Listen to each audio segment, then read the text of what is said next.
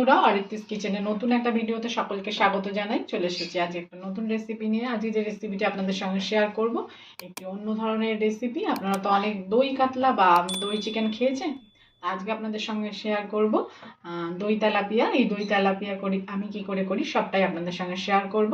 তাহলে চলুন ভিডিওটা শুরু করি।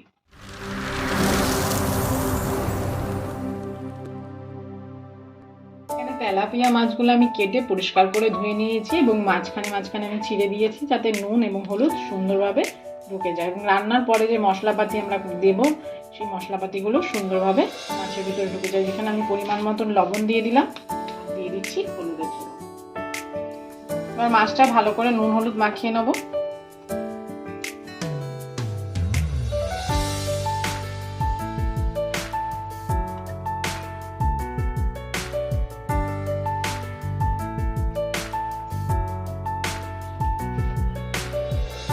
ভালো করে আমরা মাছে নুন হলুদ মাখিয়ে নিয়েছি, দিয়ে কড়াইও আমাদের গরম হয়ে গেছে। এবার এতে আমরা দিয়ে দেবো সাদা তেল। আমাদের গরম হয়ে গেছে, এবার একে একে আমরা মাছগুলো ভেজে নেব।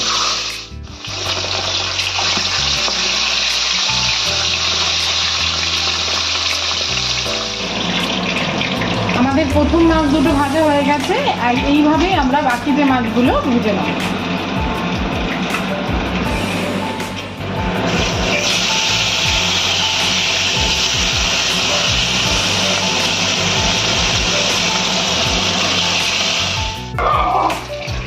আমাদের সব মাছ ভাজা হয়ে গেছে। আমরা মাছ ভাজা তেলের মধ্যে দিয়ে দিচ্ছি গোটা জিরে ফোড়ন। জিরেটা আমরা সুন্দর করে ভেজে নিয়েছি। এবার দিয়ে দিচ্ছি এতে কুচানো পেঁয়াজ আর 3-4টে কাঁচা লঙ্কা আমি ছোট ছোট করে কেটে নিয়েছি। পেঁয়াজটা আমরা একটু হালকা ভেজে নেব।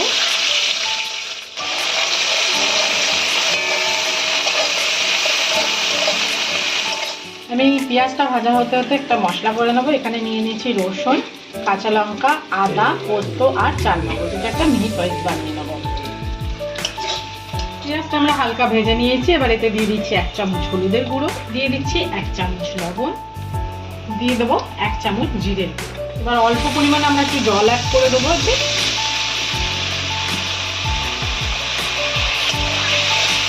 সব কিছু দিয়ে 2 মিনিট ভালো করে কষিয়ে নেবো।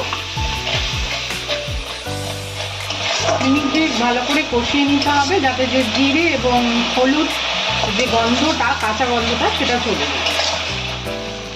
বন্ধুরা, আমরা 2 মিনিট ধরে দেখুন কষিয়ে নিয়েছি। ঠিক এতটাই কষাতে হবে। সুন্দর করে দেখুন তেল বেরিয়ে গেছে। এবারে আমরা যে একটা পেস্ট বানিয়ে নিয়েছি মশলা, সেই পেস্টটা আমরা অ্যাড করব।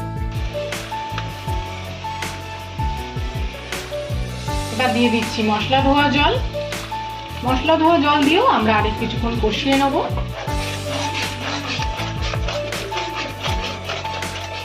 কষতে কষতে আমরা দিয়ে দিচ্ছি 2টো তেজপাতা, 1টা এলাচ আমি টুকরো করে নিয়েছি, আর 2টো লবঙ্গ।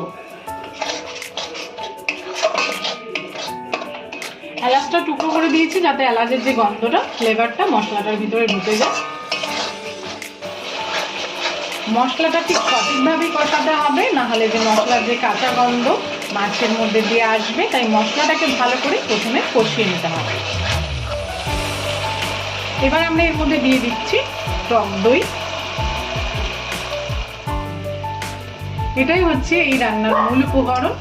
এবং টক দই দেওয়ার পরে আঁচটাকে একদম লোতে করে দেবেন, না হলে দইটা ফেটে যাওয়ার সম্ভাবনা হয়ে যাবে।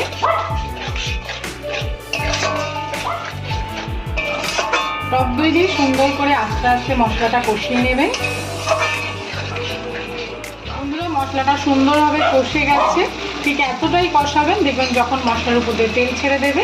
এবার আমরা এতে পরিমাণ মতন জল অ্যাড করে দেবো, যতটা আমাদের ঝোলের প্রয়োজন। এবার ঝোলটা আমরা ভালো করে ফুটিয়ে নেব।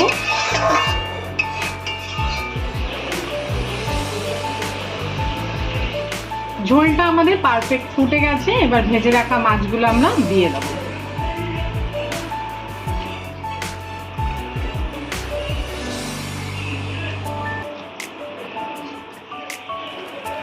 মাছগুলোকে উল্টে পাল্টে দেবো একটু।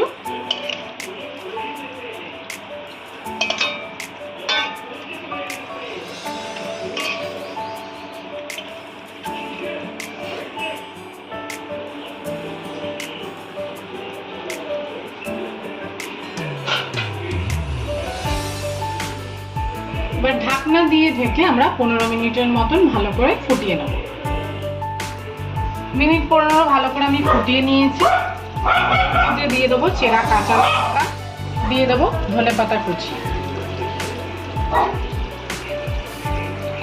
তৈরি হয়ে গেছে আমাদের দই তেলাপিয়া। আশা করি আপনাদের ভিডিওটা ভালো লেগেছে। যদি ভালো লেগে থাকে অবশ্যই একটা লাইক করে দেবেন। সবাই ভালো থাকবেন, সুস্থ থাকবেন। দেখা হবে নেক্সট ভিডিওতে।